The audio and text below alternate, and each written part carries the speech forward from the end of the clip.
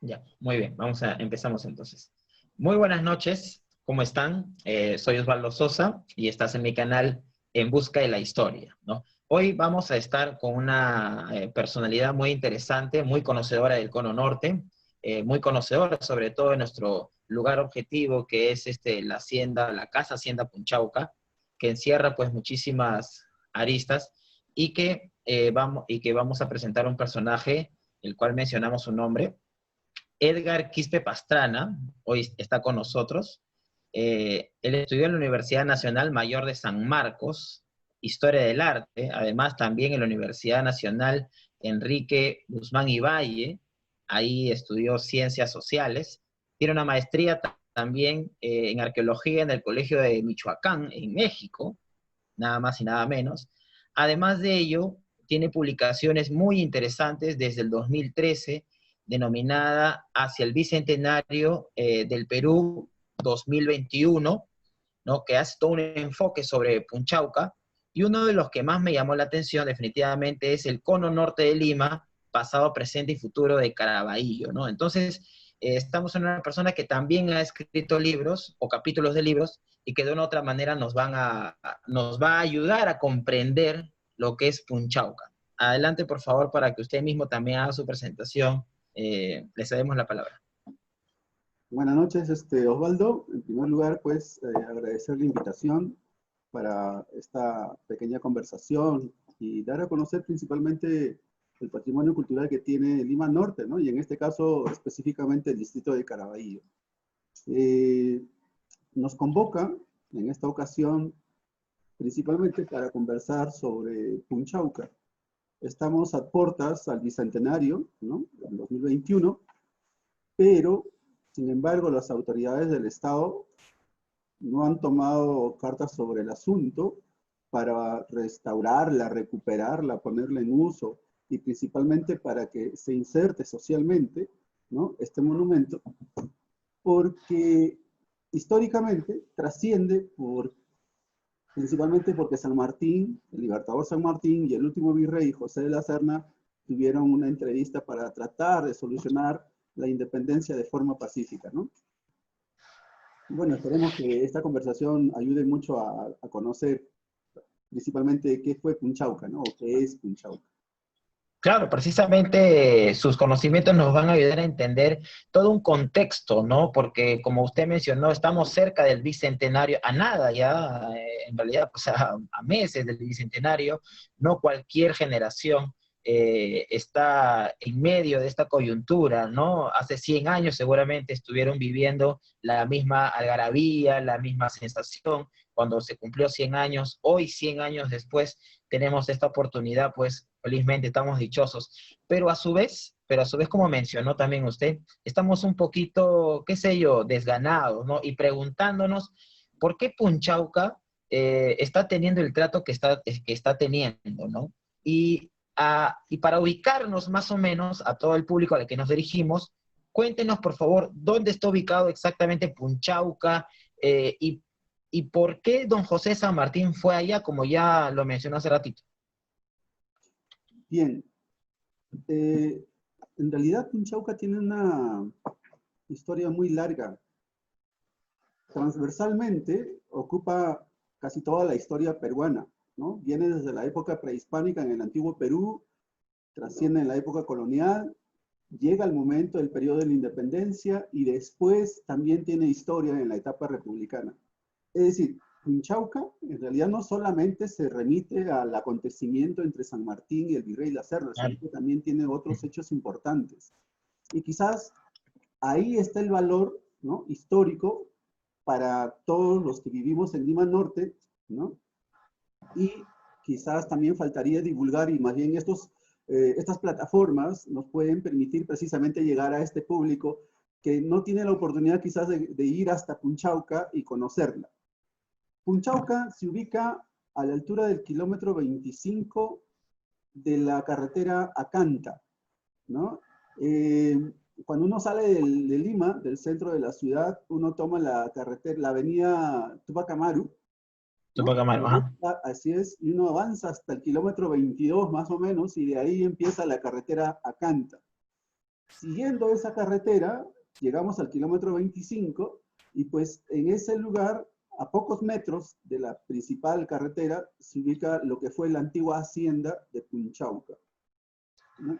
Y actualmente está dentro de la jurisdicción del distrito de Caraballo. Sí, muy interesante porque hace un preámbulo que encaja bastante, ¿no? Porque posiblemente Punchauca, o lo que o los que relativamente las personas que conocemos Punchauca, directamente, a pesar que sabemos que tiene muchísimas más historia, directamente lo relacionamos con ese acontecimiento político, ¿cierto?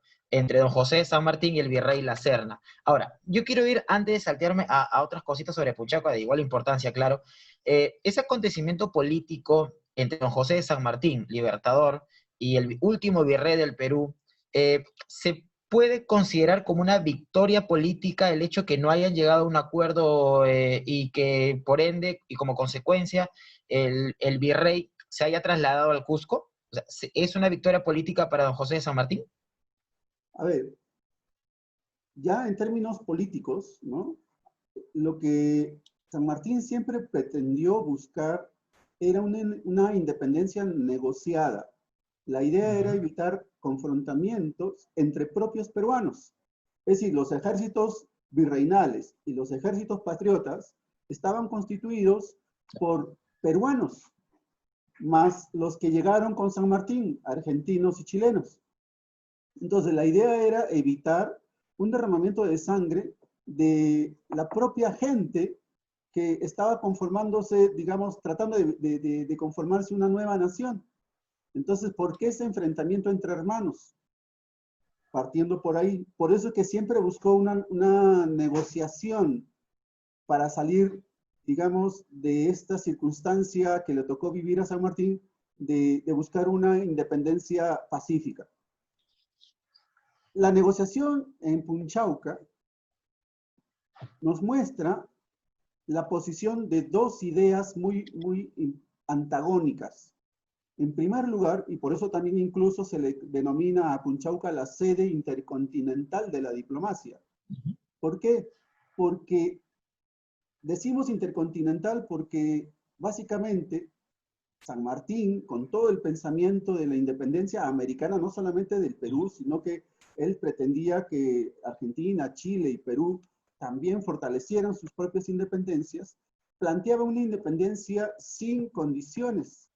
Y por otro lado, el pensamiento español, representado por el virrey, trataba de preservar la monarquía, aunque ahora hubo un pequeño cambio, en el sentido de que la monarquía no iba a ser absoluta, según Virrey de la Serna. Él planteaba una monarquía regida bajo una constitución que en la propia España habían aprobado, que es la Constitución de 1812, ¿no? Entonces, cuando se negocia en Punchauca, se presentan estas dos ideas.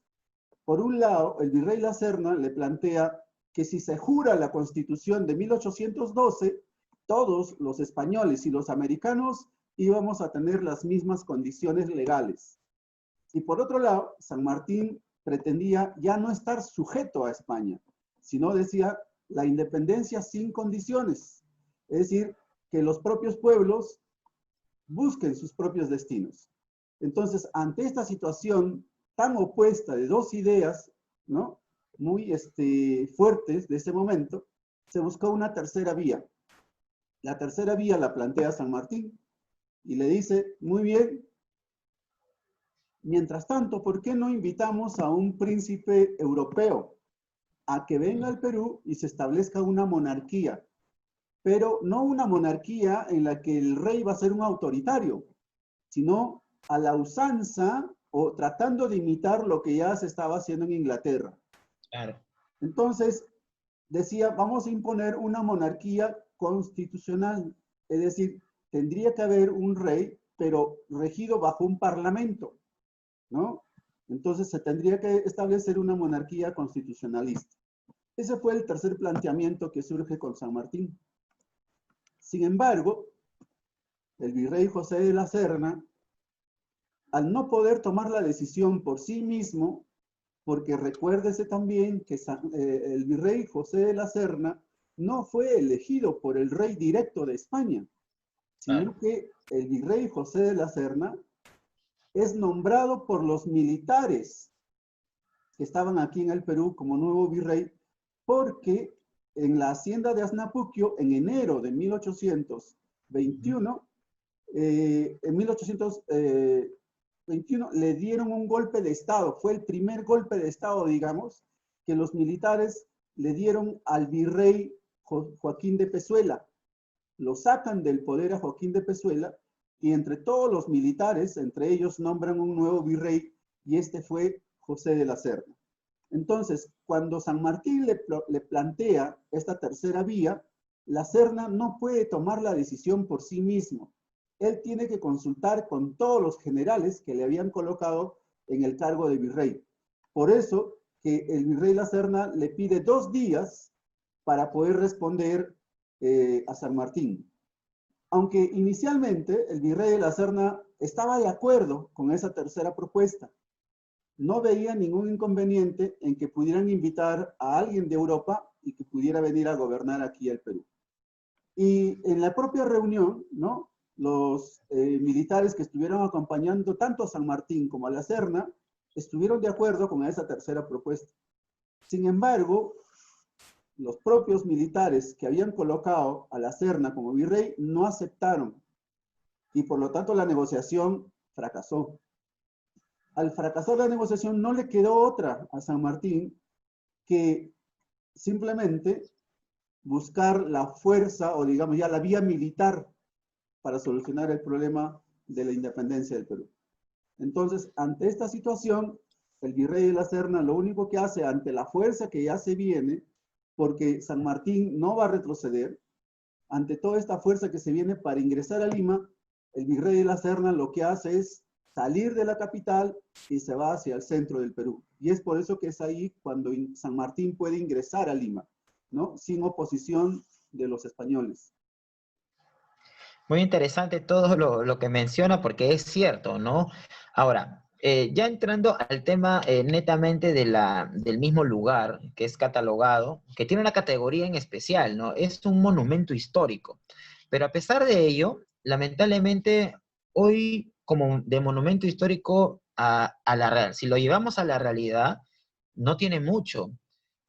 ¿Por qué cree que a pesar que tiene esa categoría de monumento histórico, lamentablemente, pues las autoridades, qué sé yo, puede ser desidia del Estado, puede ser incapacidad, o cómo, o qué pasa con Punchauca? ¿Por qué no tiene ese cuidado que merece? Bueno, esto es un problema, en realidad, hasta podríamos decir estructural en el país, ¿no? No solamente depende en este caso, del Ministerio de Cultura, sino que lo vemos en todos los otros sectores del Estado.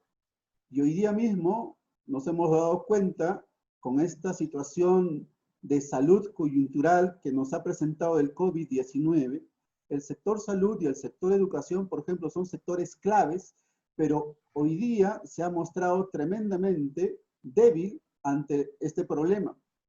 Entonces, si estamos viendo que el sector salud y el sector educación han sido relegados por el Estado, ¿no?, y que quieren que hoy día, de la noche a la mañana, estos dos sectores se conviertan en que solucione todos los problemas que tenemos arrastrando de gobierno en gobierno.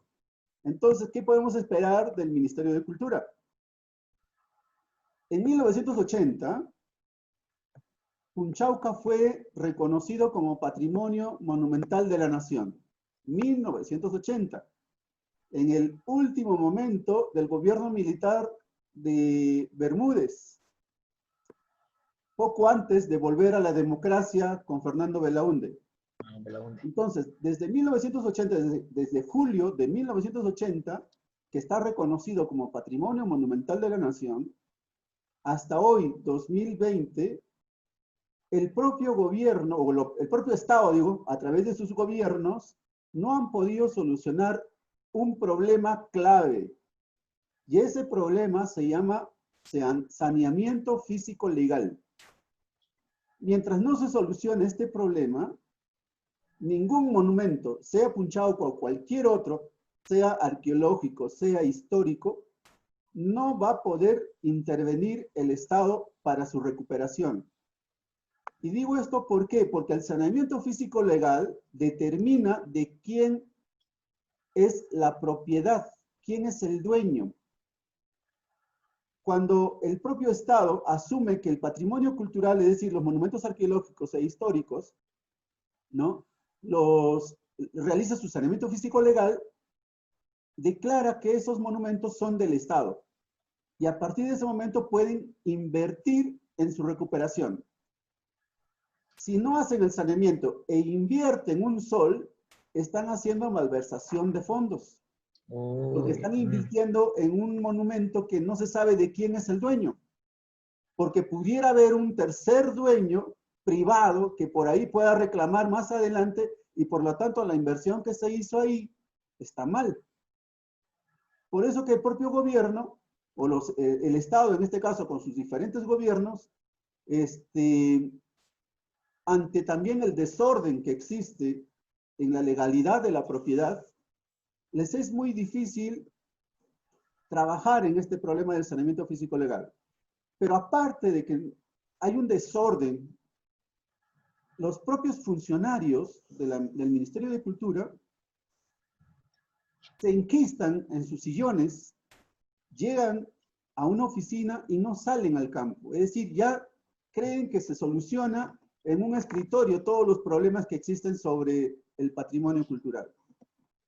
Y por otro lado, no hacen gestión. Todos esperan que el gobierno les dé el dinero.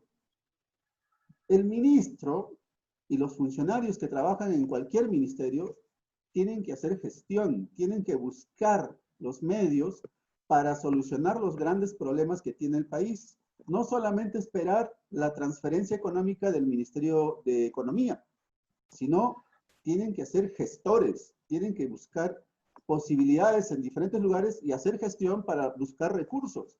Y ese es el otro problema que tienen los funcionarios en el ministerio. Y siempre se quejan de que no tienen presupuesto. De alguna manera, por la experiencia que he tenido, yo también he participado muchas veces en tocar las puertas del ministerio para pedir que solucionen este problema. Y siempre la respuesta es, no hay dinero. No tenemos vehículos para ir hasta allá. Nuestro personal es insuficiente. No tenemos personal para que vayan hasta allá. ¿Queremos restaurar? No, no tenemos arquitectos restauradores. O sea, todo es queja. No hay una solución al problema. Entonces, ¿quién ha perjudicado principalmente en el deterioro del monumento? Se dice que es la población que está alrededor. Perfecto, es verdad. En parte es verdad que la población que está alrededor, a veces por desconocimiento o también por intereses, ¿no?, han ido destruyendo el monumento. Pero ¿quién es el mayor culpable del deterioro? Es el propio Estado.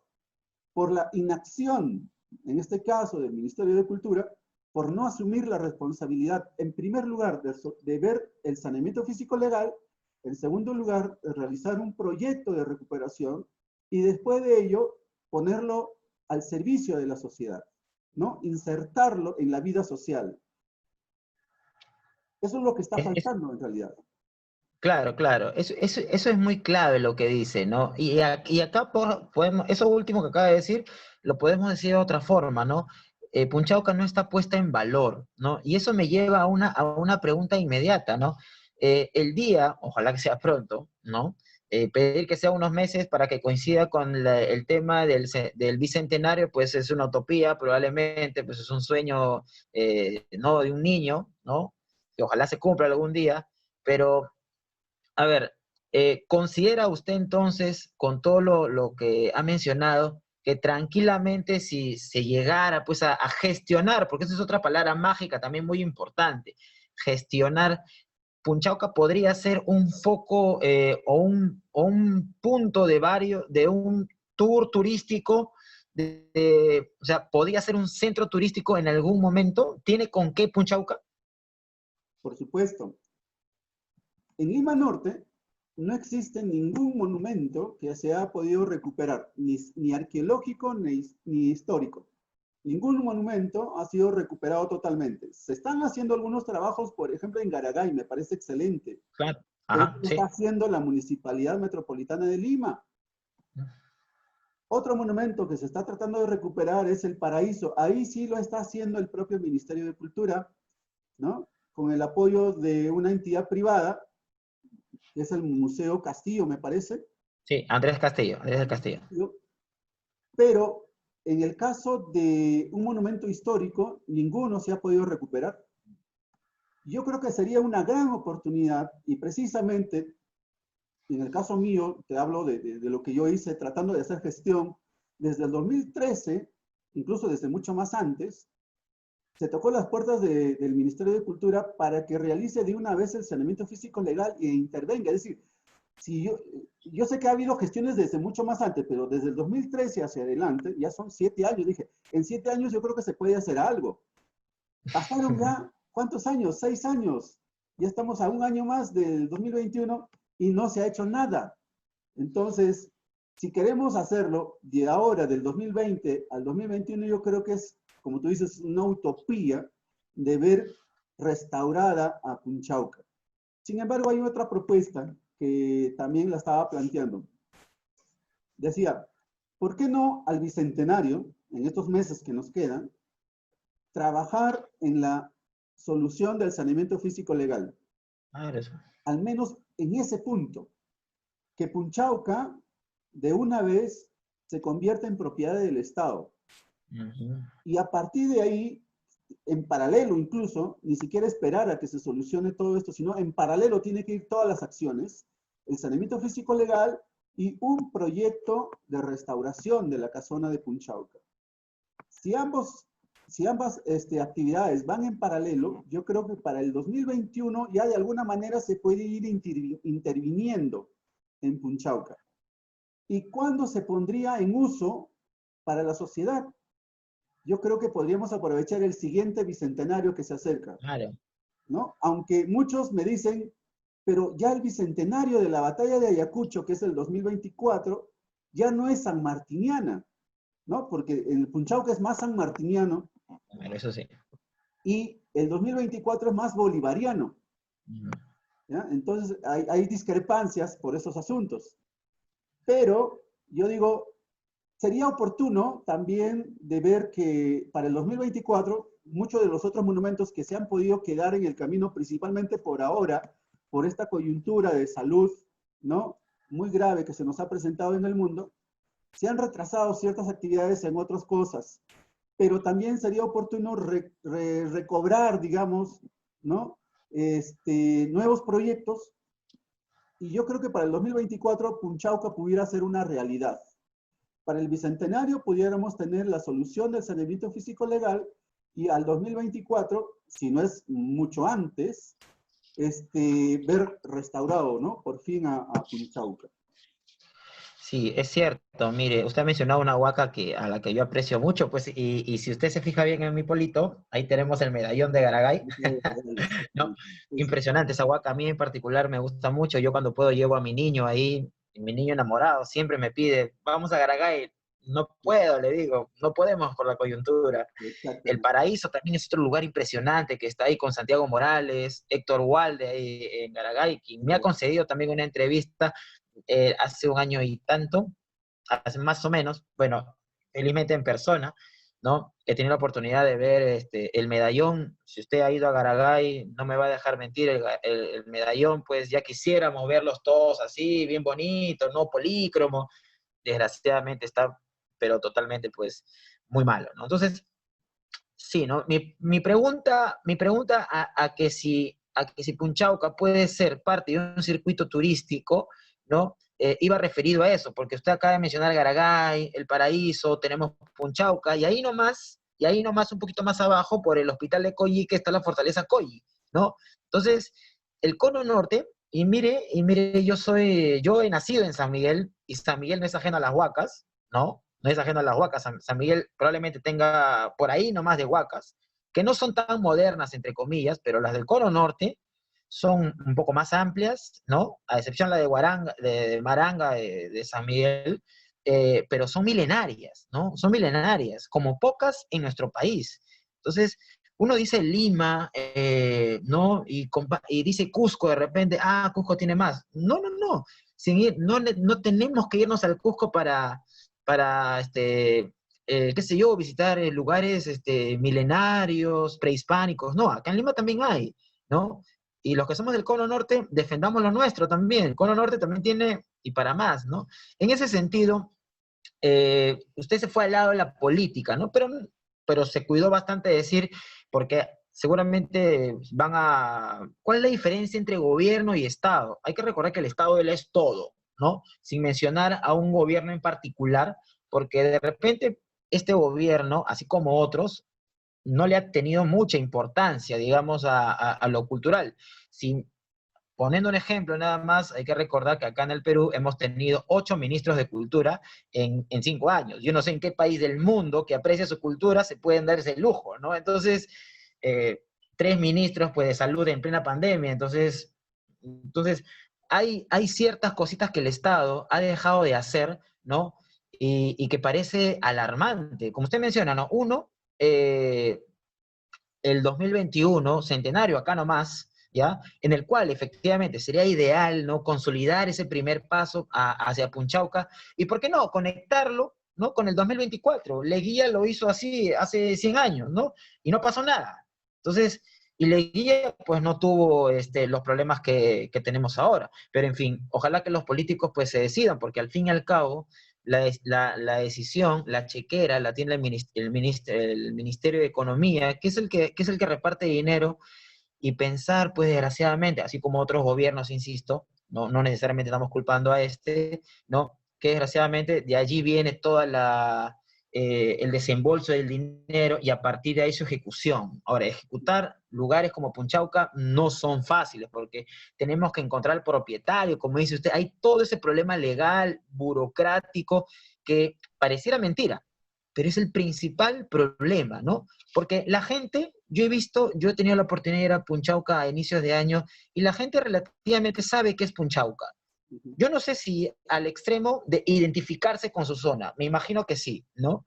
Pero que el gobierno que haga poco o nada, lo que más me asombra a mí es la municipalidad de Caraballo. Usted que tiene una relativa experiencia en el Cono Norte, ¿usted ha podido ver que la municipalidad de Caraballo en especial le ha puesto punche, le ha puesto ganas y se ha visto con la pared del Estado o también tiene bastantes limitaciones? Bien, mira, la normatividad legal funciona en 3 niveles, ¿no? Primero, el gobierno central, los Claro. gobiernos provinciales y después los gobiernos distritales. Cada nivel tiene sus propias acciones. Y en el caso del patrimonio cultural, quien es el que, digamos, se responsabiliza por el patrimonio es el Ministerio de Cultura. La Municipalidad Metropolitana de Lima, porque estamos dentro de la región Lima Metropolitana, y la Municipalidad Distrital de Caraballo son el soporte, digamos. No pueden entrar a intervenir directamente, porque no les corresponde la intervención directa, pero sí el apoyo. Sobre la Municipalidad de Caraballo, sí he conocido algunas gestiones en que han estado interesados en poder apoyar alguna propuesta de restauración, de recuperación. Incluso han habido algunas gestiones que han conseguido el apoyo de una empresa privada para poder invertir y recuperar Punchauca. Pero el mayor problema que se ha tenido es que no se sabe de quién es la casa, si es de un particular o es del Estado. Entonces, cuando el Ministerio de Cultura respondía a la Municipalidad de Caraballo, le decía, primero tenemos que solucionar el saneamiento físico legal, pero antes, te hablo de la gestión, por ejemplo, del alcalde Tapia, te hablo de la gestión del alcalde Álvarez, ¿no? Bueno, hoy día tiene un gran problema ese señor, pero conozco algo de estas gestiones que hicieron principalmente en la cuestión de gestión, en que solicitaban el apoyo del Ministerio de Cultura para ver si se restauraba Punchauca.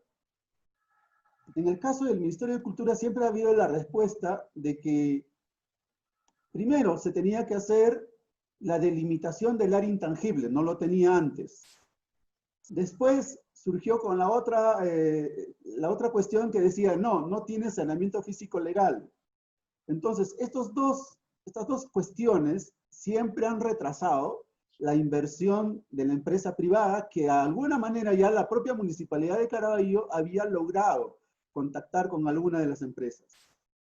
Te cuento, en la época de Guillermo Tapia, por ejemplo, Agua Azul, la empresa que hoy día da agua potable a toda Lima Norte, que tiene la planta de tratamiento de agua potable precisamente a unos kilómetros, 2 o 3 kilómetros más arriba de Punchauca, estuvo muy interesada en recuperar Punchauca. Ellos estaban con todas las ganas de invertir para recuperar Punchauca. Pero el Ministerio de Cultura dijo, no tiene delimitada el área intangible. Y por eso que no se invirtió. Después, en la época de Rafael Álvarez, Cálida, la empresa de gas, también se ofreció en apoyar económicamente para poder invertir en Punchauca. Y salen con el otro problema que no tiene saneamiento físico legal. Es decir, las oportunidades que la propia municipalidad les ofreció al Ministerio de Cultura se desaprovecharon. Entonces, el Ministerio de Cultura en realidad aquí es clave.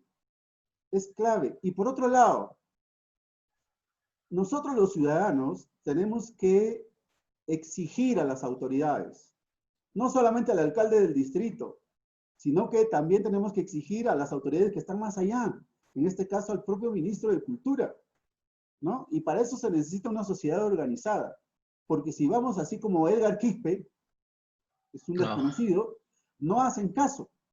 Pero si tú vas organizadamente, yo creo que habría una mayor fuerza y a la vez también una mayor exigencia que esas autoridades cumplan lo que las normas ya están establecidas.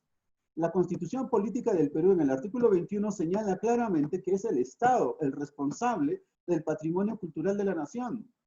La Ley de Patrimonio Cultural de la Nación establece que el Ministerio de Cultura, ¿no? En el artículo 31 se dice incluso que son pasibles de denuncia por no hacer su trabajo. Es decir, si los funcionarios no cumplen las funciones para las cuales están hechas, es decir, ya sea por acción o omisión o inacción, las autoridades son pasibles de denuncia penal. Pero ¿cuántos de nosotros leemos leyes? Eso. Pues no conocemos lo que dice la ley, ¿no? Y dejamos pasar. Por otro lado, el reglamento de la Ley de Patrimonio Cultural señala en el artículo 7º, me parece, que el propio Ministerio de Cultura tiene que hacer de oficio, el saneamiento físico legal de todo el patrimonio cultural del Perú. Es decir, no tiene que esperar a que algún ciudadano vaya y le diga, oye, haz de una vez el saneamiento físico legal. No, ya la ley lo establece, que el Ministerio de Cultura de oficio tiene que hacer el saneamiento físico legal. Entonces, lamentablemente, como te digo, los peruanos no nos empapamos de las leyes, ¿no? Y no sabemos lo que dicen las leyes. Y cuando uno se entera y dice, ¿qué pasa? ¿Por qué no cumplen sus leyes? Las propias autoridades se supone que conocen esto, ¿por qué no cumplen? Y cómo después el propio Estado, a través de sus gobiernos, de sus políticos, quieren exigir a la ciudadanía que cumpla las leyes. Si ellos mismos son los primeros en no cumplirlas, ¿no? Entonces, es terrible lo que está pasando, ¿no? Sí, de verdad que se le nota con una indignación que comparto, porque... una pregunta antes, ¿hace cuánto tiempo, cuándo fue la última vez que estuve en Punchauca? Mira, yo normalmente cada año trato de viajar a Lima, principalmente a visitar a la familia, y tengo un amigo en Punchauca, no sé si habrá escuchado, es un profesor que se llama Raúl Ramírez Tarazona. Sí, creo. Posiblemente es un comeño también, estudió en el Carlos Vice y ahora vive muy cerca de Punchauca. Y en su casa ha hecho un museo.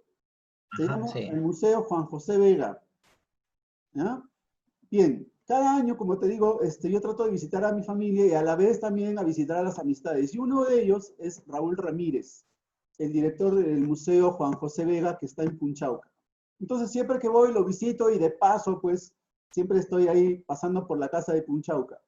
El año pasado estuve por Lima y sí, sí vi, pero ya lo vi abandonado porque creo que hace sí. 2, 3 años había un guardián al menos, alguien que cuidaba la casa.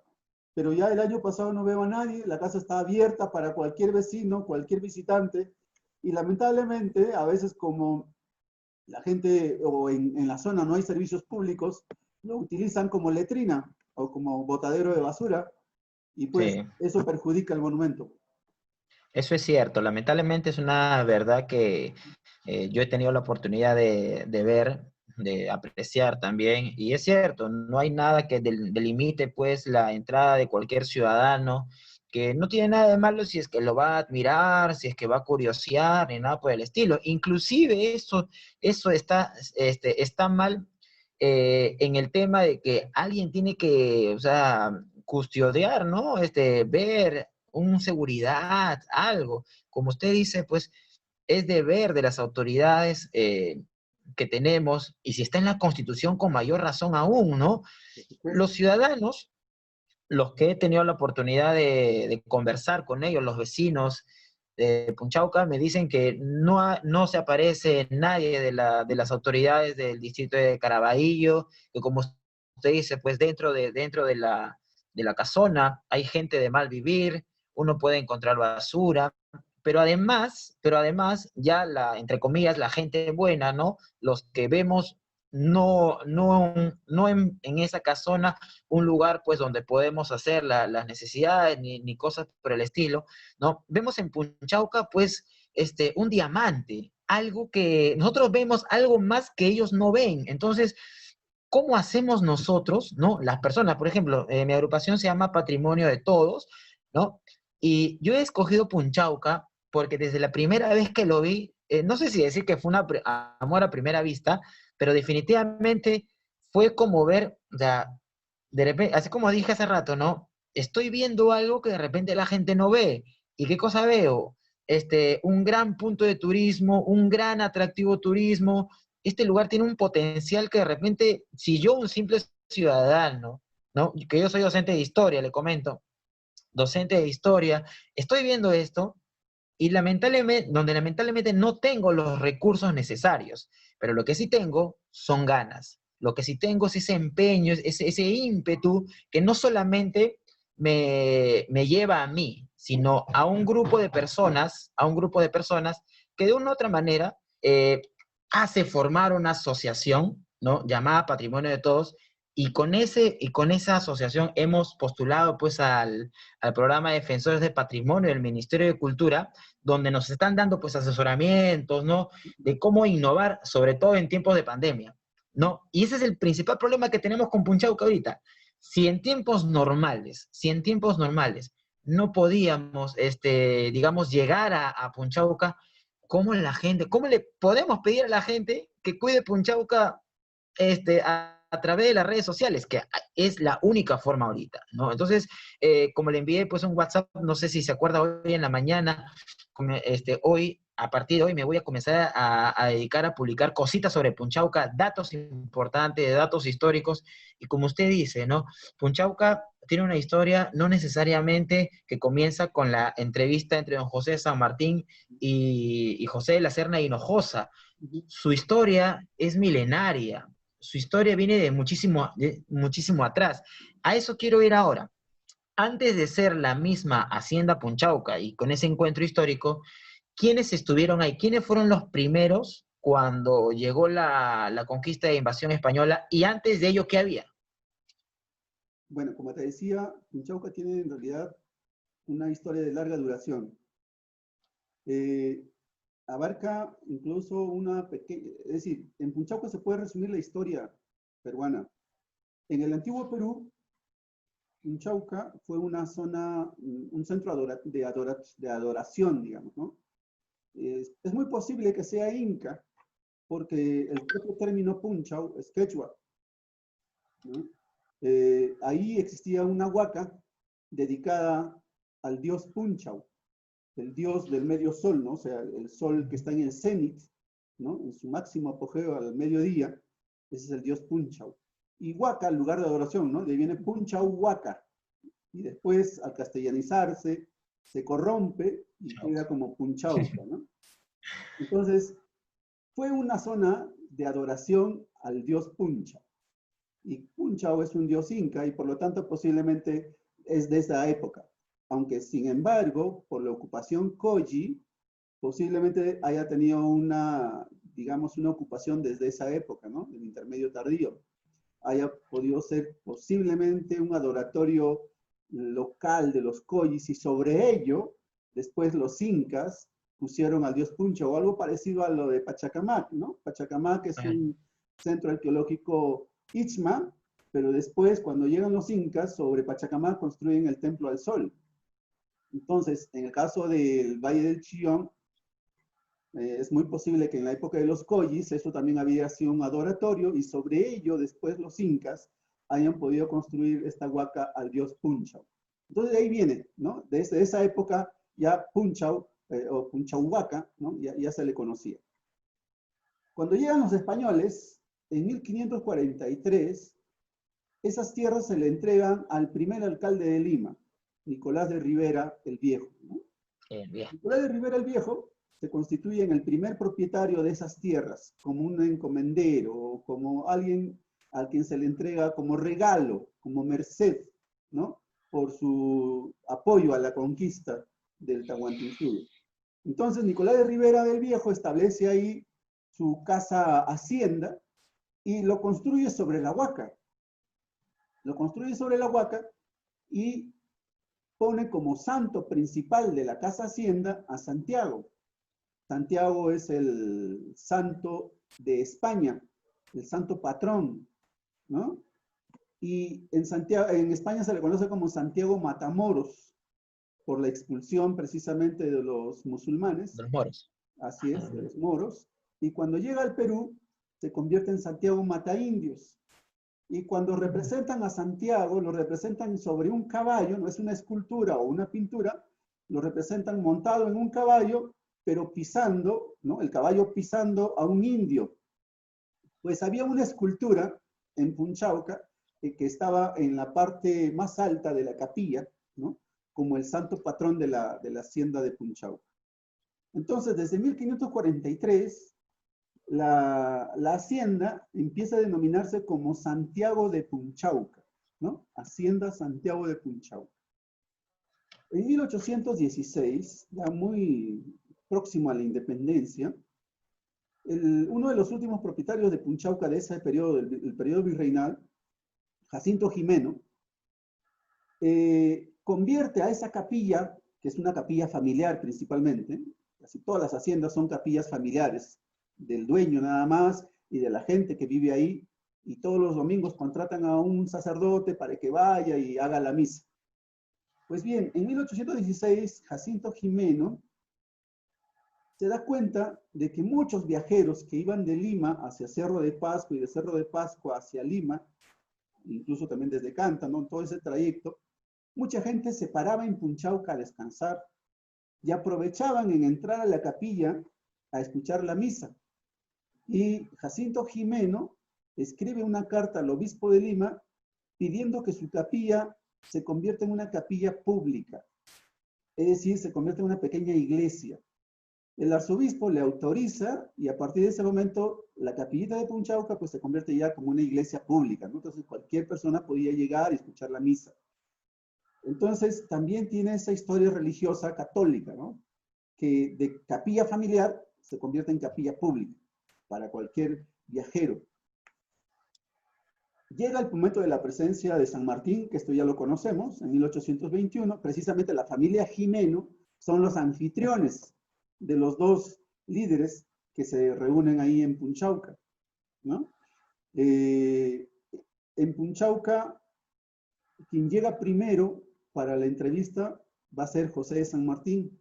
José de San Martín viene desde Huaura, de su cuartel, Claro. Huaura, ¿no? Llega a Chancay, de Chancay pasa por Huaral, de Huaral llega a la hacienda de Palpa, y de Palpa cruza hacia el Valle del Chillón, llegando hacia Trapiche, a la hacienda Trapiche, de hoy día que está al kilómetro 40 de la carretera Canta. Baja por la carretera Canta, bueno, en esa época se llamaba el Camino Real, ¿no? A Canta. Ajá. Llega a Caballero, a la hacienda Caballero, y de ahí recién llega a la hacienda de Punchauca. San Martín llega un día antes de la entrevista, o sea, él llega el 1 de junio de 1821 y espera al virrey, ¿no? El día 2 de junio de 1821 se produce precisamente este encuentro entre los dos líderes que representaban a las dos ideas más importantes de ese momento, y por eso se le denomina a Punchauca como la sede intercontinental, ¿no? De la diplomacia. Y posteriormente, ya producida la negociación, fracasada la negociación, Punchauca va a tener también otro momento histórico en la historia del Perú, y va a ser durante la guerra con Chile. En 1881, los chilenos llegan a Lima, ocupan Lima. En enero de 1881, los chilenos ocupan Barranco, ocupan Chorrillo, lo saquean, incendian, ¿no? Y el día 16 de enero de 1881, cuando estaba como jefe supremo, Nicolás de Piérola tiene que abandonar Lima para no caer en manos de los chilenos. Entonces, Nicolás de Piérola sale y se dirige hacia el centro tomando la ruta de Canta y llega a Punchauca. Llega a Punchauca y escribe a través de su secretario, ¿no? Escribe una carta en donde le piden al que se quedó en Lima a defender la ciudad, el centro de Lima principalmente, que era el coronel Belisario Suárez. Le piden, en esa carta le dice: Belisario, no opongas resistencia a los chilenos. Sal de Lima y alcánzame, porque si te quedas, los chilenos van a incendiar la capital, porque ya habían incendiado Barranco y ya habían incendiado Chorrillos. Entonces, esa carta lo que hace es salvar de una destrucción total de la ciudad. Y esa carta está firmada en Punchauca, ¿ya? Entonces, esos son momentos históricos, ¿no? Wow, impresionante. Que ha tenido Punchauca en la historia general del Perú. Y después también, ya muy reciente, en 1974, Punchauca se convierte en un referente de la lucha campesina cuando se produce la reforma agraria, ¿no? Juan Velasco Alvarado había decretado la reforma agraria, pero en el Valle del Chillón llegó muy tarde. La reforma agraria se promulga en 1969 y en el Valle del Chillón recién empieza a, digamos, a tener efectos en 1974 todavía. Y quienes promueven todo esto va a ser principalmente los campesinos de Punchauca, ¿no? Que se unen con la hacienda de Caudivilla, se unen con la hacienda de Huacoy. Entonces, también es otro referente, quizás ya de una historia más reciente, ¿no?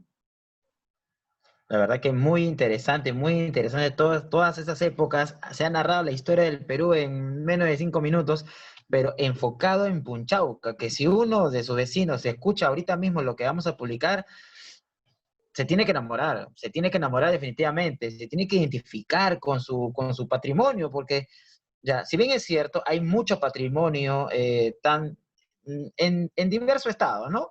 En muy mal estado, en mediano estado y en un relativo buen estado. No cualquier patrimonio, uno es histórico, ¿no?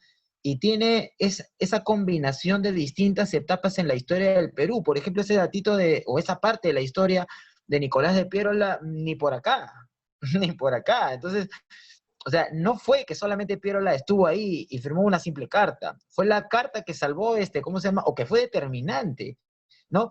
Muchos pueden criticar a Piérola. Yo, en lo personal, pues, el adjetivo menos malo que le pongo, digamos, que fue uno de los personajes más inoportunos de la historia del Perú, por decirlo menos, ¿no?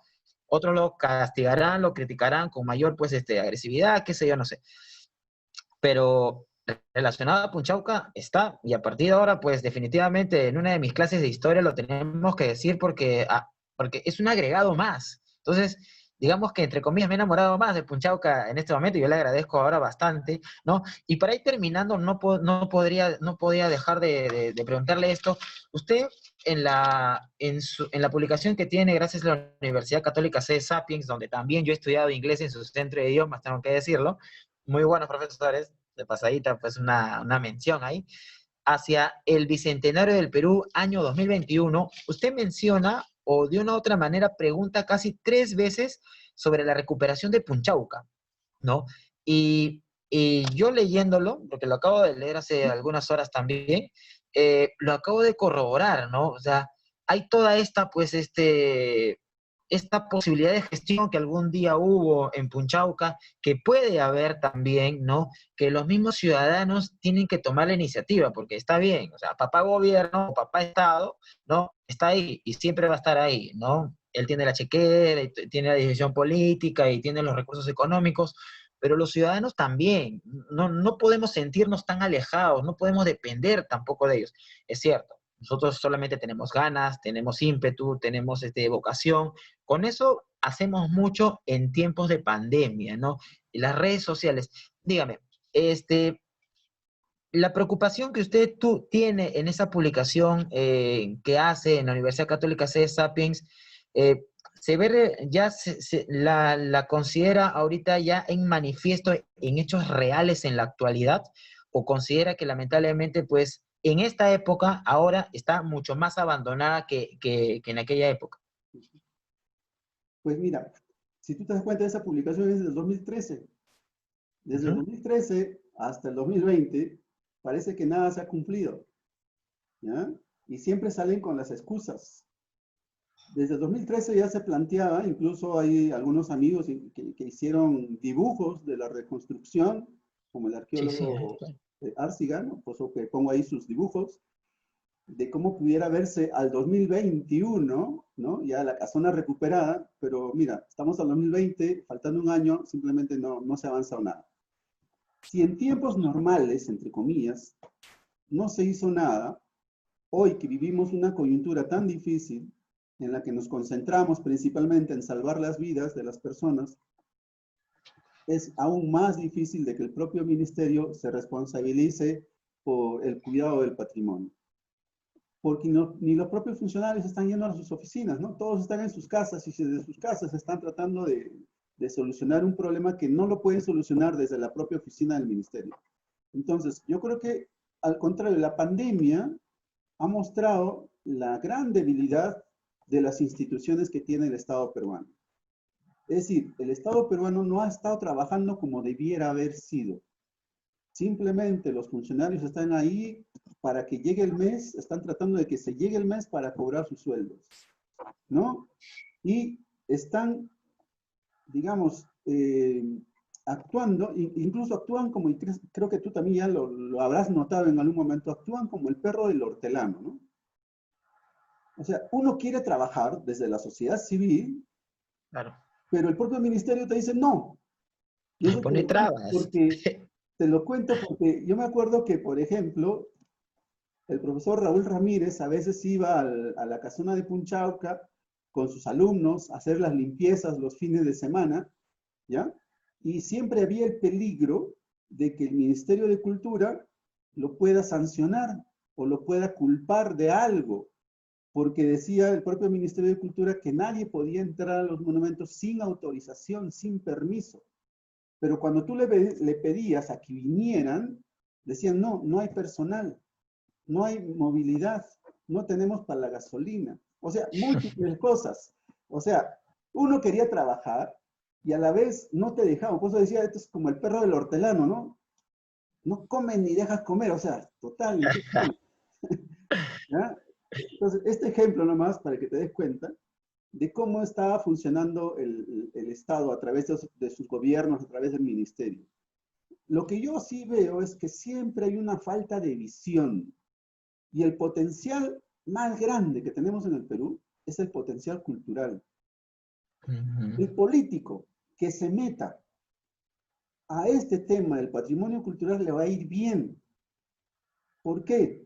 Porque va a solucionar un problema que va a ayudar a muchísima gente, no solamente a la gente que está frente al monumento, sino a todos los sectores económicos que están alrededor. Imagínate que Punchauca nada más se pudiera recuperar. Eso va a activar el transporte, va a activar el pequeño comercio de la zona que está alrededor, va a activar la valorización de los predios que están alrededor. Es decir, Claro, por son supuesto. muchos sectores que se van a activar automáticamente. Pero hay una falta de visión de los políticos en no tomar en cuenta lo que tenemos. El Perú es un país de grandes recursos patrimoniales y eso es lo que no lo ven. Es, por otro lado, no lo ven, ¿sabes por qué? Porque los políticos son inmediatistas.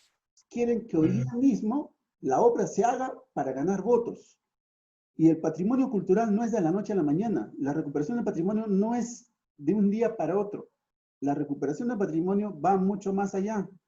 Puede ser a mediano o largo plazo, ¿no? ¿Por qué? Porque son tantos años de abandono, de tanto deterioro, que se tiene que hacer con mucho cuidado una recuperación del monumento. Se dice que es más fácil construir una obra nueva que restaurarla, ¿no? Entonces, y es por eso que también los políticos no se atreven a entrar ahí al tema del patrimonio, ¿no?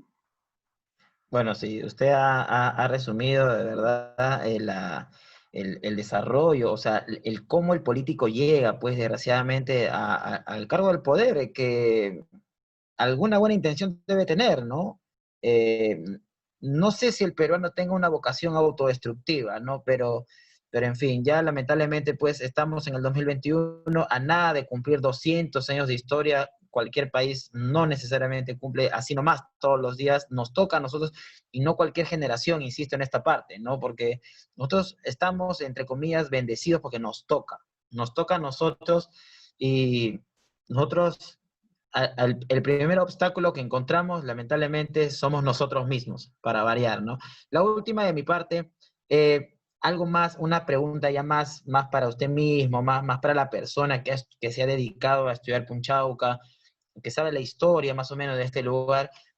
¿Qué significa para usted Punchauca? Y si lo pudiera resumir en una frase o en una sola palabra. Bueno,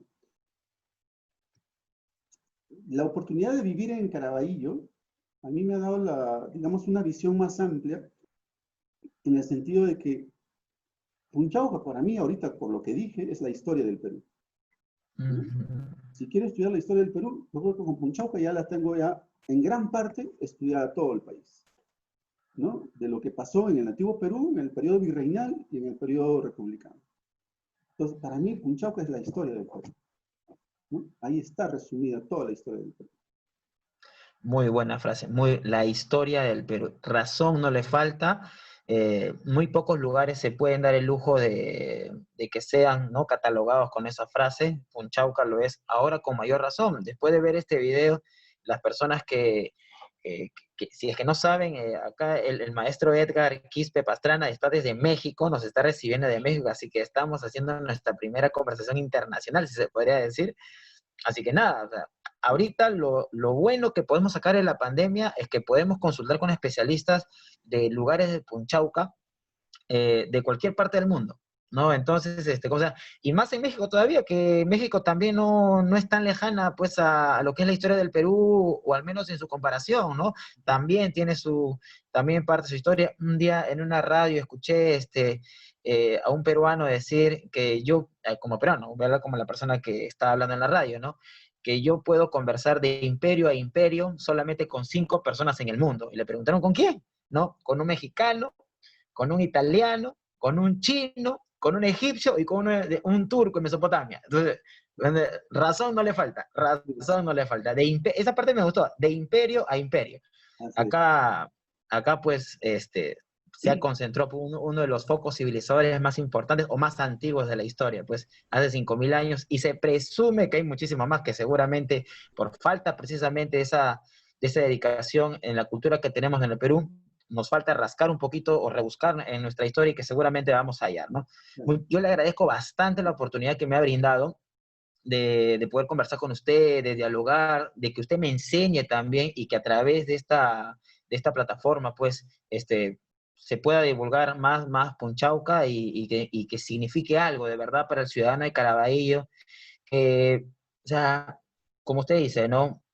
Tocamos Punchauca, hacemos algo en Punchauca, y yo no sé si decir si todos se van para arriba, pero al menos va a haber un cambio en lo económico, en lo social, en esa identificación que le falta con el ciudadano, ¿no? El Cono Norte en su conjunto, no hablamos de Los Olivos, de Comas, de Caraballo, Puente Piedra, no es una zona aislada de la historia del Perú, es una zona donde se ha hecho historia y donde todavía queda, ¿no? Pero que lamentablemente, pues a veces no tenemos eso que nos falta a nosotros, pero que yo siempre digo a cada rato, si hay algo que nos sobra a estos grupos que estamos en Defensor del Patrimonio y uno que otro por ahí que no han logrado entrar, son ganas y eso sí no se va así nomás. Muchísimas gracias. Un mensaje pues al último para todas las personas que van a ver este video y que a partir de ahora van a conocer más de Punchauca. Bueno, primeramente agradecer esta oportunidad de poder dirigirme pues a un público quizás un poco más amplio ahora con esta ocasión del uso de las plataformas. Y por otro lado, también haber tenido esta oportunidad de estar ahora en México y poder conocer un poco lo que tiene también México y admirar de lo que hace México con su patrimonio, ¿no? México vive mucho del turismo porque apuesta principalmente por la recuperación de su patrimonio. A pesar de que los propios mexicanos se quejan de que los gobiernos también no invierten en cultura. Y sin embargo, si ponemos en la balanza, entre Perú y México, pues México nos lleva por Mejor no. mucho de ventaja, ¿no? Pero aún así, los mexicanos en realidad son gente muy, muy buena, excelentes personas, que aman su patrimonio, ¿no? La experiencia que ahora tengo de estar en contacto con ellos me muestra, ¿no? De que en realidad lo más importante que debe tener la ciudadanía, antes que la propia autoridad, es que el pueblo se identifique con su entorno, ¿no? Que tenga este sentido de pertenencia con el lugar donde uno vive, donde uno habita. Yo no soy de Caraballo, por ejemplo. Yo nací en Lima, sí, mis padres provincianos, pero mi vida de adolescente o de niñez no la viví en Caraballo. Pero el día que yo llegué a vivir a Caraballo, me inserté tanto en ello que la pude conocer de alguna manera y gracias a la profesión también como historiador. Pero después, ahora que estoy en otro espacio geográfico como México, también, ¿no? Me permite conocer un modo de vida y ver que los mexicanos adquieren tanto conocimiento de su propio entorno, ¿no?